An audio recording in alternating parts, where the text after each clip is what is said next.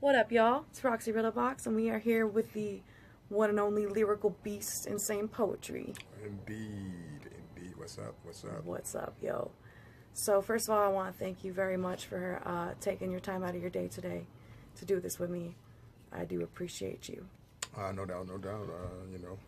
I don't do this much anyway, so it's like, yeah. He's like, hey, what does he have? He's drinking. Oh, he's drinking the energy drink. Shit, I y'all. don't even like these things, but got the tour coming up, working hard. Gotta do what all you day. gotta do. So, can you tell us a little bit about about where you got started, kind of some of your inspirations and influences? You know, a little bit of LA, a little bit of Chicago. Well, I'm okay. As far as music and everything, I'm actually from the West Coast. That's from LA. I was just in Chicago for about a year. That was well after being in California. Musically, though, I was actually born in Chattanooga, Tennessee. Okay. 6 months, moved to the West Coast, Compton, California. I was in Compton for quite a numerous of years. Went from Compton to Cerritos. So went to high school in Cerritos. Spent a part-time in a city called Cypress for a minute. My mom and all of that. They get down to Cypress. From there, I've been Everywhere. everywhere.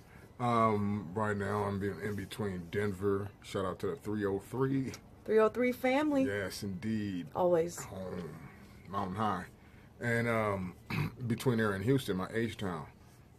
Shout out to my H-Town ninjas out there, and my peoples out there, my bros, they out there, my family out there also. So I got a lot of people across the states that that I know personally through even before doing this to this degree. Yeah. Nice, nice. I got family in Texas as well, so shout outs to all the Shout out to the Texas ninjas. Austin, Texas, Dallas, Fort Worth, Texas, all the ninjas out there. Houston, Lubbock, San Antonio, just people. I mean, there's fans all across the Texas. Just a shout out to Texas in general. So Absolutely. They've been showing a lot of love to LSP. I was a little late. Shout out to my man Clarence, JP the Hustler, my LSP label mate soldiers out there. Shout out to them holding down Texas. Working hard out there. Yes. Always.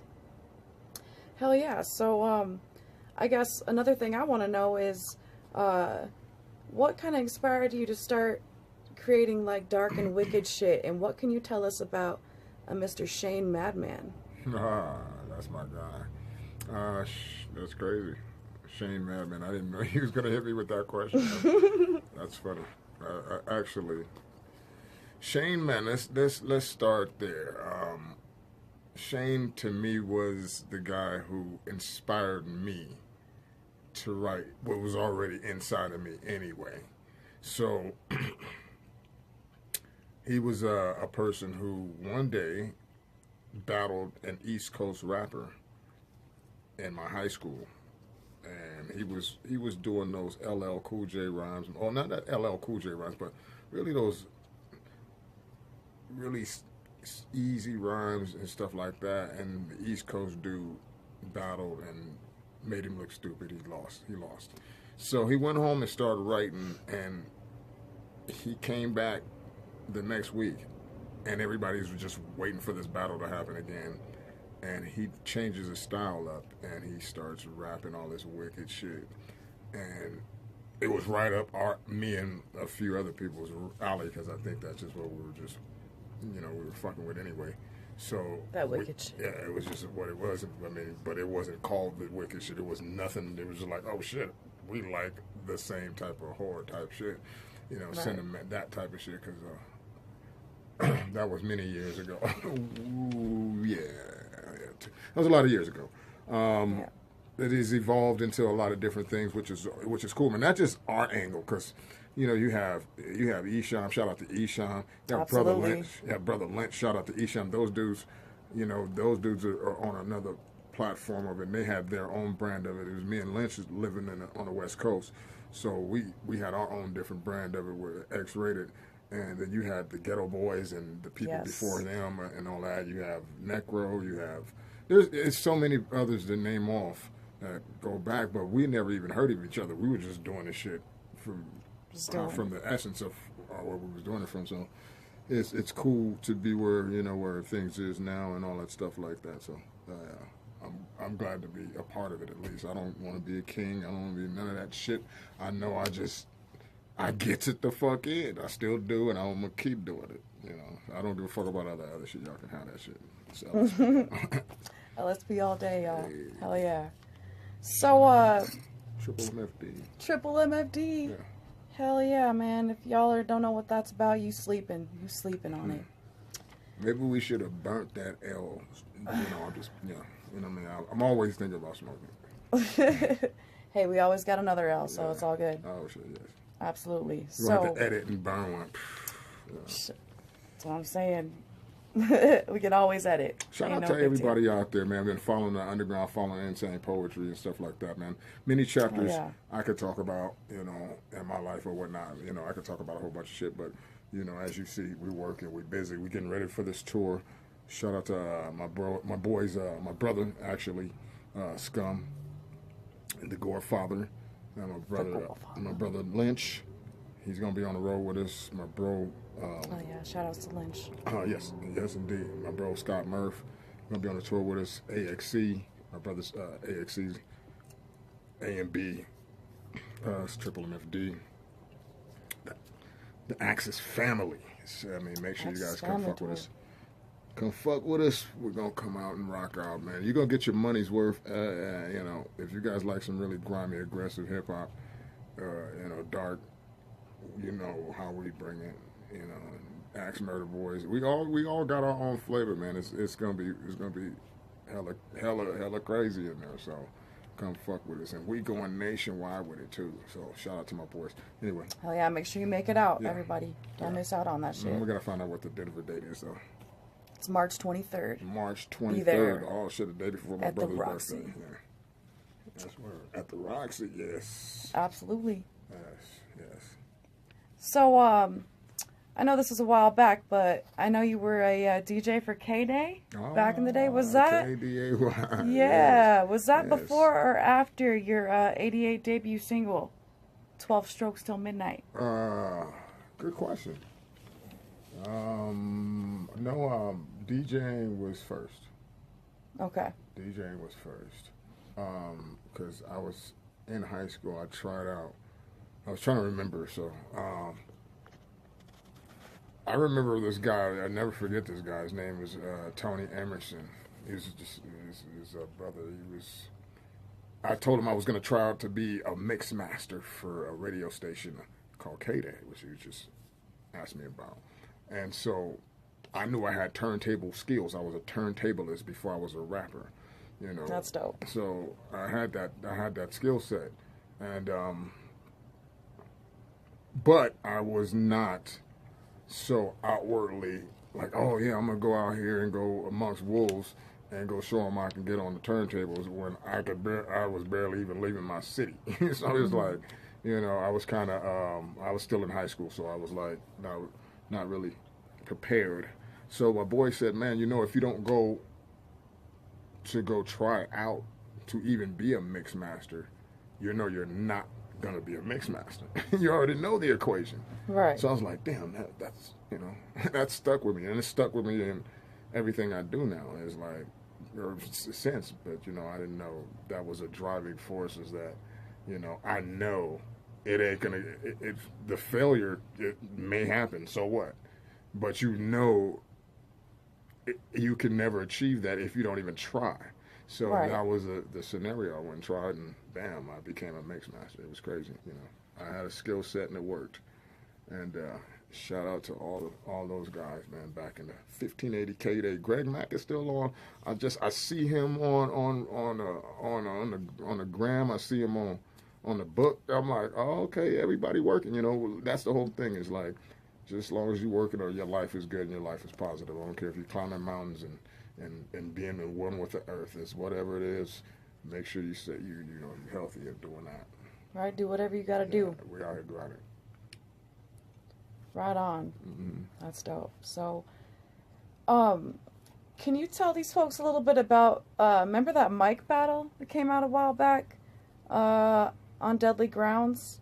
And was there 2 songs on that? And where can one find a copy of that? Okay, first of all, there's a huge story behind that, which is not really huge if you on the other side of the fence. I'm gonna give you all a little brief synopsis of that. The 2 mic thing. One of my guys that helped produce an album that I never put out, called Ain't Got No Brain Cells.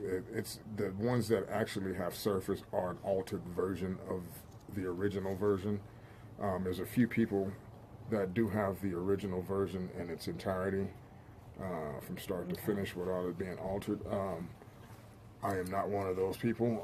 I got that lost in a computer crash and all of that. Damn technology. It's people out there that got it, and I know where I can get it. So I'm not too stressing it. That's cool. But the producer behind that, his name is M Boogie. Shout out to M Boogie. His name is Matt Terrio. Matt does real estate now. Matt said, "Fuck music, nigga. I'm going to go here." That's where the real money's at, y'all. Shout out to my real estate. Go get the bread, So we're gonna have to talk when we get it up. We gotta run it up a little bit. So my man Matt, he had this track, and we was working, and he was like, "Man, I got this idea. I want to do this instrumental. You do a song over this instrumental, and I'm gonna have another MC do his song over the instrumental." And I'm like, "Oh, it's cool, word." Okay. I didn't trip on how he was gonna promote that shit, which pissed some people off the bat, because he set the promo up, and I didn't even see the shit because I was kind of in a funk. I had a kid. I was having all kind of different things was going on. It was like not really a funk, but I just wasn't really focused in like that. So he was just trying to get me in the studio to get me back going, and the cover ended up being a mic with boxing gloves, and it's like fighting another mic with boxing gloves, and the other person just happened to be Rocker Irish Science from Dilated Peoples. Yeah. And I'm like, for real? Like, dude, and the crazy thing is, that's my guy. I respect this guy, like, for real. I remember one year I dropped How You Gonna Reason with a Cyco, 12-inch single. I was in he was working at one of these stores. I think it was Third Rail Graffiti Art store or something like that. I'm not 100% sure. Don't quote me on it. Could be a little bit off on that. But I remember seeing him, and he was telling me about the record and stuff like that, and he knew the record. And that was then. And then I remember, then I started watching them blow up, him and Evidence and everything like that. They were doing well on the West Coast, and he started doing really good. But I was a fan of their music, actually. So I ended up doing a song with this record, and people thought me and Rocker had some kind of beef going on. And it was not even like that. Right. I didn't even know he was on the record until the record was out. Because I didn't check dude about. I didn't ask, "Hey man, who was on the record?" Because I was too far caught up in what I was doing. So it was really my fault, really. But at the same time, that record, I guess it caused people to talk. But then my follow-up single called Shroom Vision. And I mentioned Dilated Peoples in Shroom Vision. And I mentioned them, I say this line, and then I say a line right after that, and I mention their name, and I think people were correlating that line with the next line, and it made them think that I was shooting shots at them, and then they were thinking people were mad because of the prior single, and I'm like, no, it's not even like That's that, not how bro. it is. I mean, I got love for these dudes like that, like for real, and I'm like, I'm just, each line is just, building blocks, I'm moving on, and when you really have it, break it down, you'll see that. But at the moment in time, people wasn't feeling it like that. So, and that's and I got some calls about it. Evidence called me. He wasn't happy. Rocker called me. I explained it to him. And at that time, I was kind of rolling with some really different type of dudes. I wasn't really rolling with no rap dudes. I was rolling with some street dudes, and they was like, don't.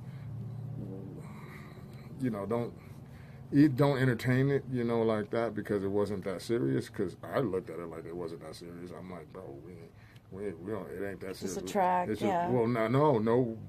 But other people try to, you know, that's the one thing I learned is others will try to create energy that ain't there because that's just how negative energy works.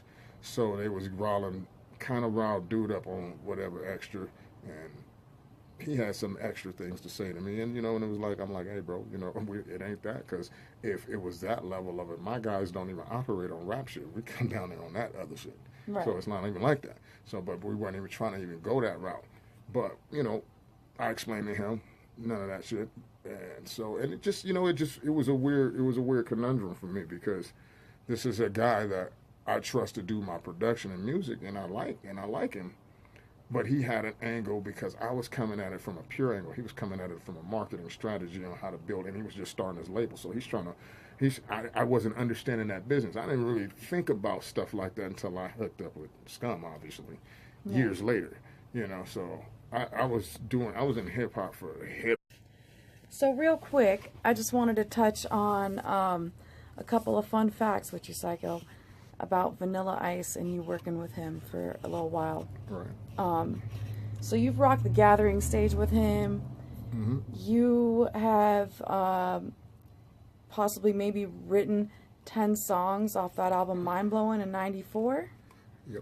Yep. And also fucking worked with him for, what, a little over a decade, something like that? Yeah, part of my life, yeah, I did. Yeah.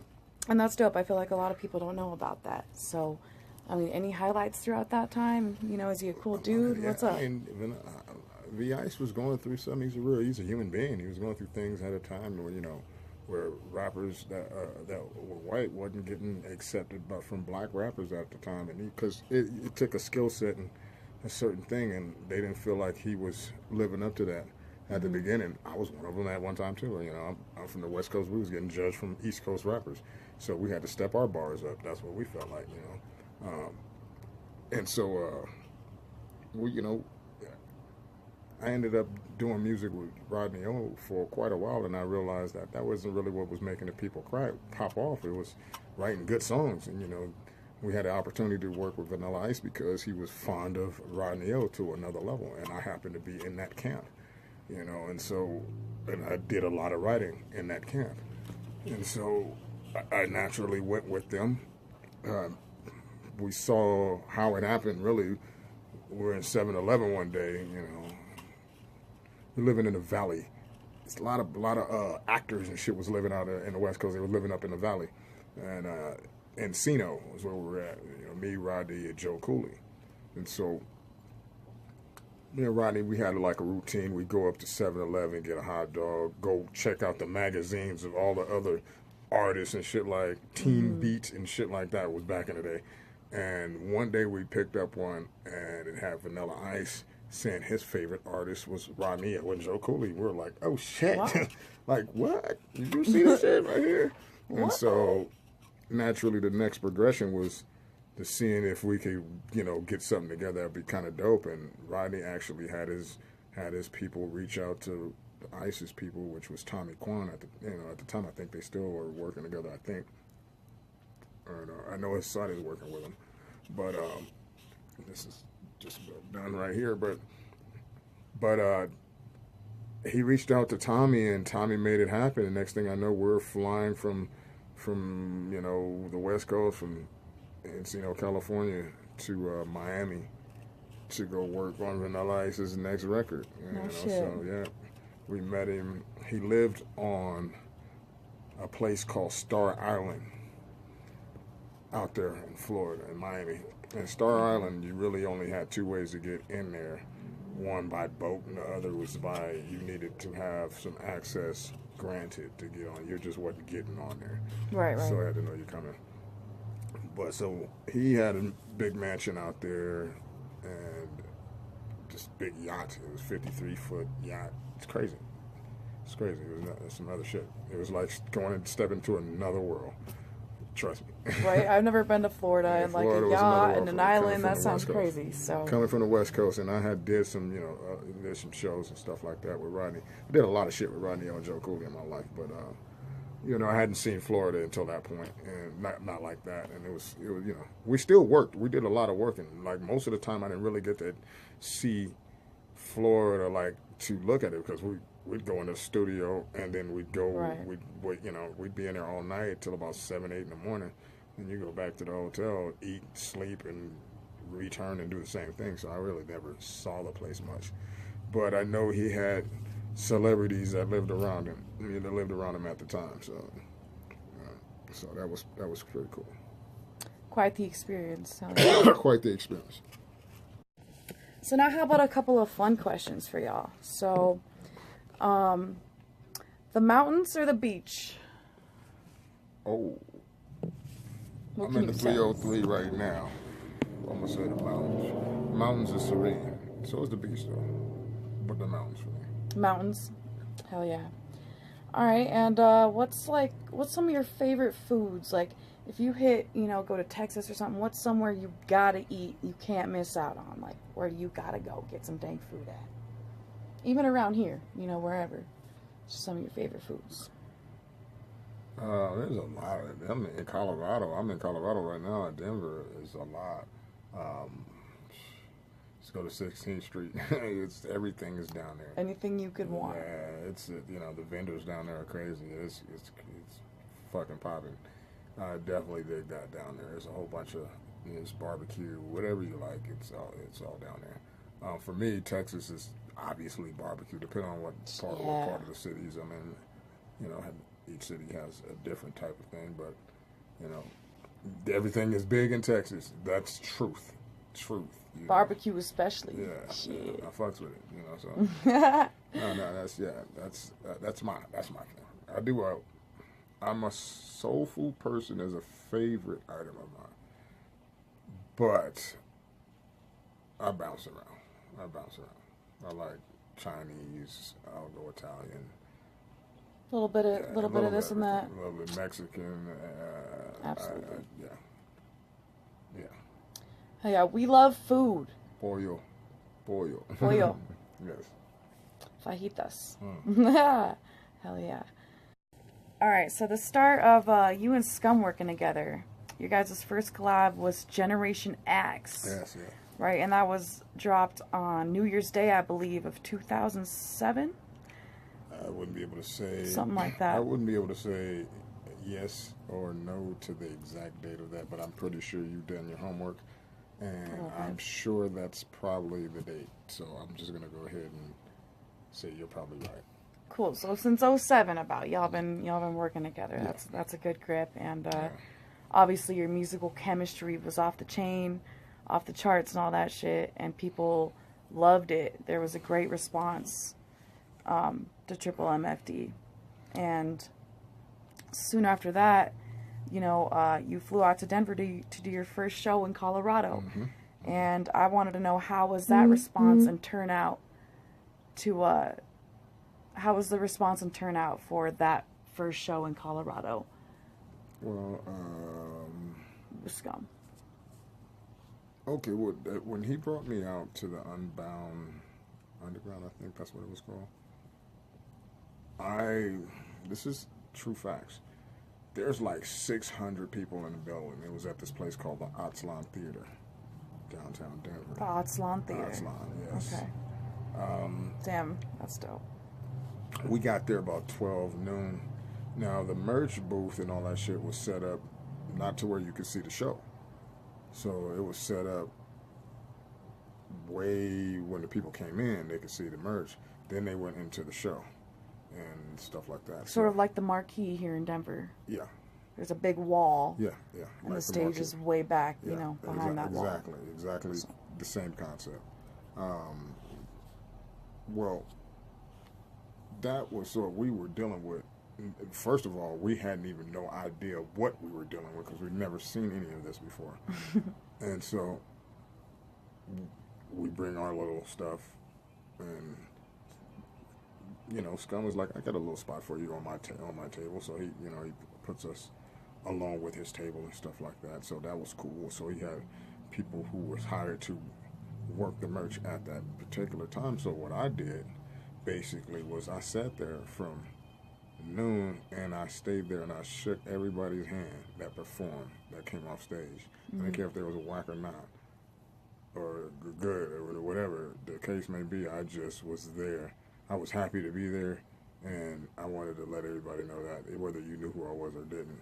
So I did that, and I think that's why Scum fucked with me, because he really, well, obviously he liked me for other reasons, Right. and that's why he flew me out there, or flew me and JP out there, so he flew us out. But he liked my album Faith and Chaos a lot, enough to do that. But I wasn't the asshole artist, and he saw that I was just giving, like, showing love. Yeah, I was showing love. Yeah. And so I That's did that dope. for like 12 hours, and we finally went on. And here's the crazy thing is, Frankie Grudge, shout out to Frankie, his mom had passed away, like he had found out earlier that day, and so he was there. It was super emotional, so he had and I was going on right after him. It's like all these people are watching him, and when he gets off stage, right, they're like, disappear. All right, Cyco, it's your turn. Oh, damn. I was like, damn. So I probably performed it for about 30 people. It was an experience. I stayed there the whole day. Damn, just happened to be unfortunate timing, I suppose, because the response to y'all was, was killer. So. But here's the thing. Scum usually hires people, and he hires them for a reason, what this or that, and he doesn't bring them. He doesn't hire them back if he has a bad thing about him, or maybe they just didn't, because Scum is a businessman, right? So it didn't have the draw for him. For something about me, it made me. He's like, I got to bring him back. So the next time I came back out, he had did a little bit more promotion through Denver with the Faith and Chaos album, and when I got back out here, it was like 200-300 people was watching at the time. Then it was much better. It was much better energy.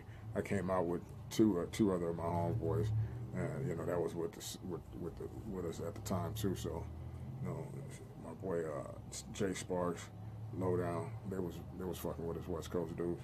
So they was out here in Denver. They got the taste.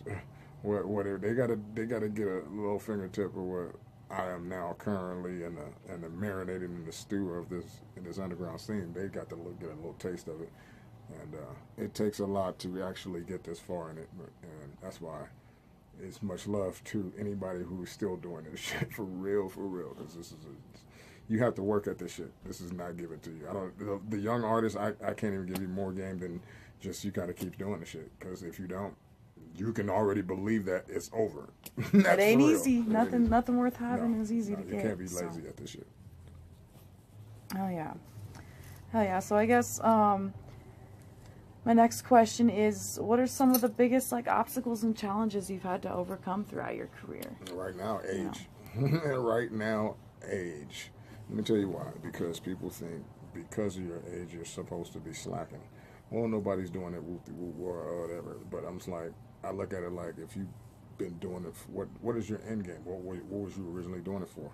Right. What was your purpose of doing it for? What was that spark? Yeah, for me, I slid out the fallopian to the uterus of music. Not just my mother, of music, my nigga. That's what I'm trying to say. Is like, truthfully, that's why I've been doing it and still do it to this day, is because that's what I was supposed to be doing. It's in your blood. Yeah, already no question. No question. My father told me when I was young, I was like breaking down the cribs. He's like, man, I'm buying these cribs for this motherfucker, and he keeps jumping down and just killing us shit. And he's like, can't hold me back, Now look at him, he's on stage jumping around, and it was what he was supposed to be doing. So it's crazy. It's crazy. But life has it's cool. I mean, shout out to the positive energy. Shout out to to the energy that's, once you find it. Like, I was like, keep it real, I was a super alcoholic. I was really doing it really bad, So a lot of those years I spent in Colorado, I moved out here December 2010.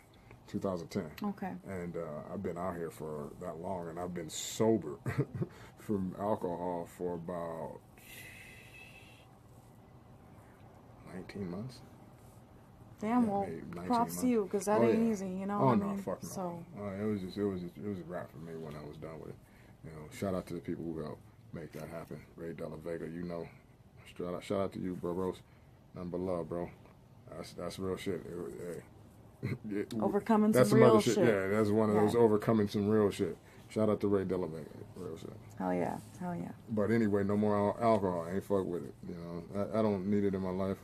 I'm around it all the time. People are like, how do you be around it? I'm like, damn, I'm gonna fuck with it. I'm over it. It's like, listen, man, I like making music. I like the fact that these people like my shit. I'm able to coherently feel that they like my shit. I can remember that they like my shit. I can remember people. They have fun fucking with It's all more clear now. It's way more clear. So it's like, yeah, it's a good feel. Really a good feeling. It's like, that's what I'm doing it for. I didn't start off being an alcoholic saying, hey, I can rap and I just happen to have talent. Nigga, no. I was rapping. I was putting words together for quite a long time. So, yeah. Got you. Shout out. Shout outs to that, man. Overcoming some real shit, y'all. For real. So last year at the gathering, I caught your set, and we were wondering if you're going to be performing at the Supa gathering this year. Maybe, possibly. Hopefully. I'm hoping so. You know, I never want to answer a question that I have no clue how, I have no control over. So it's really hard to answer that question because I really have no control over it. Neither me or Scum have any control over that scenario. I got you. You know, that's definitely, I know the fans want us to play that, you know, obviously. Absolutely. I would say if you would like us to play, you would send a video request to them. Say, hey, you know, let them know. You know, hey, people I would like to see at Triple MFD or Insane Poetry, you know, or Scum, any LSP. They know. They already know. So they know what we want to see. Yeah. So it's like if we're invited, it works. Put the energy out there. I would love to do it. It's the 20th anniversary. It's been absolutely the bombest shit ever for me of my career. I've met a lot of good people through the gathering. I always got love for ICP. I don't give a fuck what nobody say. That has nothing to do with anything. I got love for the motherfuckers. I got love for the opportunity to see it created. So I'm always gonna show love in that direction, regardless. But I'm just gonna say this because, you know, I know things are beyond just that level when it comes to artistry and business and everything like that. That, you know, they will pick and choose who they feel fits their 20th anniversary. We may or may not fit it. I don't know what, in that case, that's not going to stop us from moving at all. We got to keep doing it, you know. This wouldn't be the first time, you know. I don't know. You know, like I said, we would love to do it. I ain't going to lie to you because it's huge, you know. I always have fun there. And not only that, it's just, you know, the connecting with people you haven't seen in a long time, haven't met ever. It's always really a good atmosphere. I mean, that's the most ingenious thing I ever thought of or been around was the gathering. And you know, I hope that we get invited, man. It would be dope. It would be dope. So, you know, yes. Shout out to the boys out there. Actually, hopefully they got the album coming out. The new album is getting ready to drop too. So. Yes, yeah. Absolutely. I was going to ask you about that here in a second. Definitely. FFF. Yeah. Fight back. Yes. So yeah, any like standout moments in general that you've had at the gathering? Just like shit that just like blew your wig. You know what I mean? Just a great ass moment. Yeah. Okay. I've had a few. I played my first gathering. I think it was 2008. 2007, 2008, one of the two. Drove all the way from California. It took 31 hours to get there. Damn, all the way from Cali. We had to be on stage, the second stage, and it was in Cave and Rock. We had to be on the second stage at 4. We got there at 3:30 and had no clue, had never seen anything like this ever. And it was just like, insanity. What the fuck is going on here? And we have no clue what to do. And we're supposed to be on stage by a certain time. It was nerve-wracking. We got out there, and then we noticed one thing. It was fucking hot. Oh, burning up at 4 p.m.? Yeah, 4 p.m. It was 4:20 when we went on, actually. 4:20. It was actually 4:20 when we went on. It's even on YouTube, too. So it's like, you know, went on at 4:20.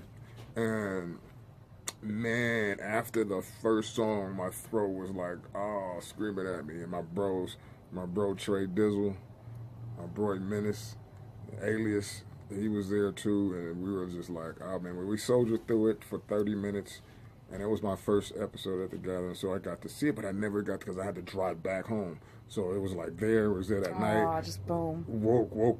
We didn't really sleep hour or two, bam, and we had to get up out of there. I had to go back to work, so I had to drive back to California. So I really didn't get to experience the gathering like the first time I went when I considered it, because I actually tented.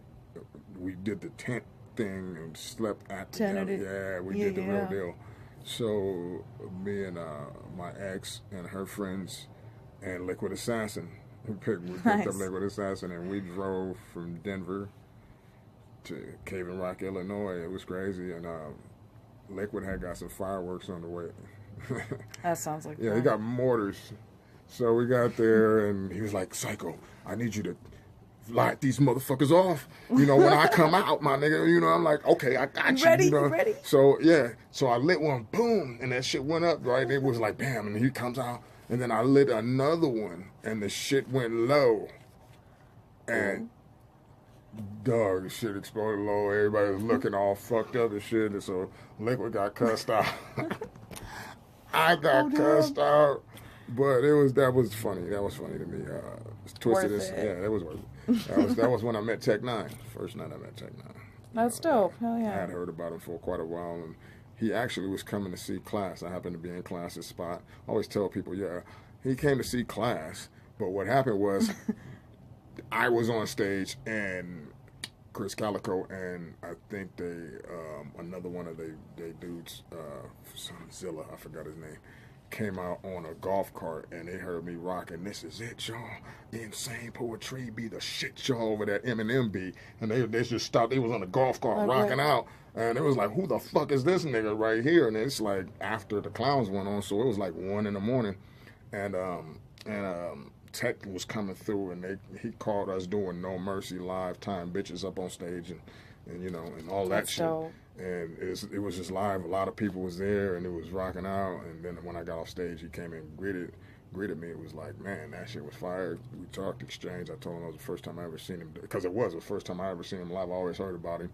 and and I always thought Busta Rhymes was the dopest I've seen live. Cool. But to see Tech was like, him and Chris was on another level. So him we was talking, we was chopping. I said, hey, let me get a pic real quick. I don't do this shit, but let me get a pic. Motherfuckers ain't gonna believe it. So we took a quick pic. I said, if God bring you back in my life, we'll meet each other again. And sure as hell, I met him like 5-6 times ever since then. So, he know I'm, shout out to Tech. A little bit of history with Tech. That's dope. Very dope. Yes, shout out to Big Tech. He shows me, man. Oh, Tech Nine. Hey. And Chris Calico? Yes, indeed. The whole squad, strange in the building. I mean, whatever you say, you guys support all this, man. It's all movement, all independent movement. It just shows. Absolutely. It shows anybody of any nature that if you got a business mind and got people around you that's in the right state of mind, and you put the right music out, you can get to that level. Tech is showing us all we can do that. So definitely look at that. Make it happen. Yes. And hell yeah! Speaking of which, I know on the social media outlets, I've been seeing some new merch that's dropping. Yeah. By Mr. Eight Legs. Beer, but it's no beer. I don't drink. Mr. Eight Legs. It's Venom. Yeah. And the Smalls One thing that Tom Wood did, that's pretty fresh Shout out to Tom too. Wood. Oh my god. Damn. Oh man, good. That shit is fire. All that shit is fire. The new merch. Indeed. New Smalls One like artwork. I said, shout out to Tom Wood. His artwork, his artistry, his vision, and it captured, and you can see it in in the way he presents it, man. And it's definitely different. I fuck with Tom very well. He hooked me up, that's for sure. And definitely Smalls. Talented dude. Talented dude. Smalls for sure. is that's our sis. She's ready to get back into it. Shout out to Smalls One. Shout out to Smalls. Indeed. Shout out to everybody on LSP. My man Hex Rated, JP the Hustler, Class, Damian Quinn, Scum, the whole LSP. Man, Death Were Told, Fly and E in the building, Lynch downstairs. Hell yeah. It's a lot of us. Razor, shout out to Razor. Shit, man. Trying to make sure I don't forget somebody, because everybody get forgiven. All the I smoke all the time. I smoke all the time, so I'll be forgetting shit. I don't mean to do that to nobody. But anyway, anybody I forget, just take it up with me later. Love y'all. Yeah, we'll smoke later, so it's all good. So yeah, and then also y'all got some new music coming out soon. Yes, New triple MFD, I'm working right motherfuckers. now. That's why I'm in here. I'm in here right now. Every day. That's And why you're you see me working with hard. Venom. Yeah. with I that drink Venom. one of these, maybe one of these a day. Maybe, I think 2 to 3 a week I take one of these and shit like that. I got 2 of them because I thought I was going to be up all day. And I have been. I'm tired. But it don't stop. Never stops. Never stops. It don't stop. We don't sleep. No. Sleep is for the dead. Oh, well, yeah, we'll nap a bit. We'll nap a little bit. I'm going to try to take a little bit, yeah. So, y'all, coming up very soon is the Axis Family Tour. And it's going to be AXE and AMB and Triple MFD going on tour, the acronym tour and shit. It's going to be going down, y'all. MMMFD, make my motherfucking day. Cut your limbs off clean, make my motherfucking day. Triple MFD, make my motherfucking day. Hell yeah. Y'all better not miss out. Get out to your town, your local show. Don't miss out on that shit. Because if you do... Yeah, we can. You're getting your money's worth Yeah. for real again. Like I said, AMB, AXE, Triple MFD. Yeah, it's gonna be cracking. Come out and show the love, y'all, wherever you're at, wherever you may be. And also, I wanted to give a big thank you from Carnival Spirits for that track. Okay. That's gonna be going on the mixtape. I mean, it was originally supposed to be a verse, and it turned into a track, and that's what's up. Just a big thank you from Carnival Spirits for that, for sure. Shout out to Carnival Spirits. Shout out to my dude Doug and everything. You know, I had got something together, and at right timing was everything, and so it was a song I really wish I could. I wish I had put out myself because it's dope. I've heard it's fire. So I'm excited to peep I'm that. glad they got it, and I'm glad it's in some good hands and stuff like that. So yeah, shout out to Carnival Spirits. Much love. And then another little project that happened kind of recently. Any plans for like a possible tour with the Nomads, the project that you did with Chucky? I would, yeah. DRP? Yeah, I would. That would have to be orchestrated in some scenarios that work out for everybody. But we've all discussed it. We would love to do it. I just saw Chucky do something in San Diego with Shaggy 2 Dope and Ouija Mac tour. So I just saw him and Hex out there rocking out. So shout out to them boys out there. Nice. DRP, he's going to be in Vegas here soon, rocking out, doing some metal stuff. So we're all doing our solo things, but when we can get it together and make it work out, we'll make it work. That'd be super fresh. Yes, indeed. Shout out to them boys out there. Hell yeah, making moves, y'all. Yeah, no shit. So, speaking of making moves, as a business person, to a business person, is there any, good piece of advice that you have out there for anyone that wants to start their own business or that is running their own business? Learn marketing. Learn marketing. Learn marketing, branding and marketing. That's all you got to be concerned with, because having capital. I mean, that has to be part of it too. But right, you can have capital and not know what to do with it, and it goes nowhere. So and then it goes poof. Yeah. So learn marketing, learn branding, and get those kind of people around in your circle. Because until you do that, you're only, like I said, it depends on everybody's end game ain't the same. One artist his end game might be to be signed with another label, and another person's end game is I don't want to do that. I want to do the shit myself. But that part of the game is a different route. You have to your whole vision has to change, and you have to think differently about things when you're doing it by yourself. Because truthfully, nothing is being done at a big rate, at any rate, by yourself. There's no, you just can be the artist, and there's a team. It's just a team, and the team is solid. That's why certain artists that you saw 10 years ago that had certain things that may have that exist now, they had to let go of some things, and certain things weren't going to elevate them. Right. And that's basically a mind state. It's like you get around people that have a mind state of elevation, and you get around people who have the mind state of comfortability. You're going to sooner or later come to a impasse. You're going to have to change lanes with that. Right. Are you gonna stop or are you gonna keep moving? Yeah, that's right. pretty much what it is.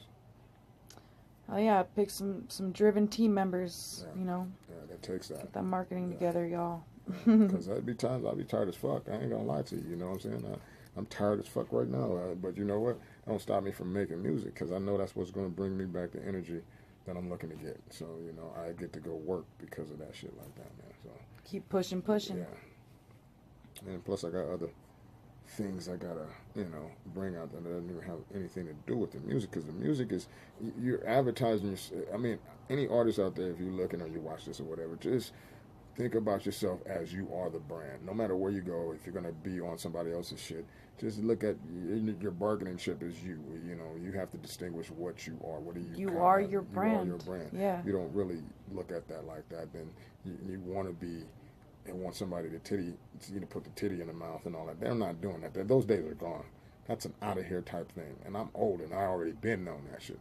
So it's like, stop it. If you want to be successful, or just be the in-house, do it as a hobby. Then I mean, I'm not mad at that. Do music how you feel, how it comes from the heart from you.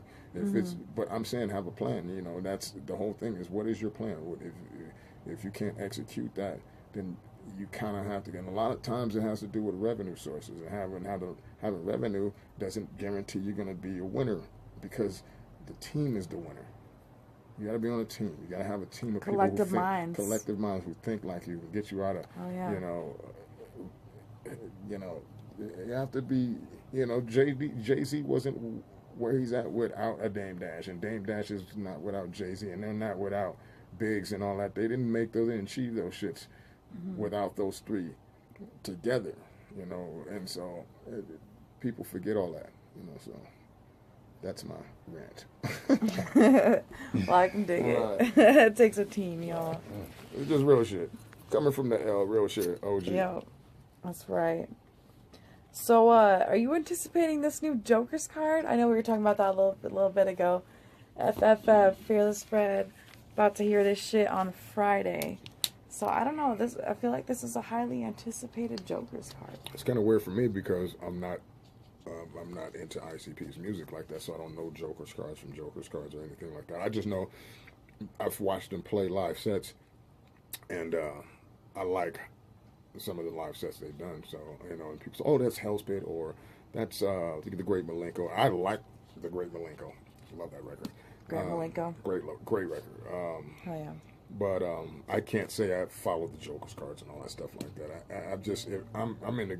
I'm into whatever crowd grabs me. I'm so much into whatever I'm doing at the moment, which is usually my own shit or the people around me. I can't even put it has to be shit that just excites me, like certain artists I've always listened to. I'm always reaching to hear their new shit regardless.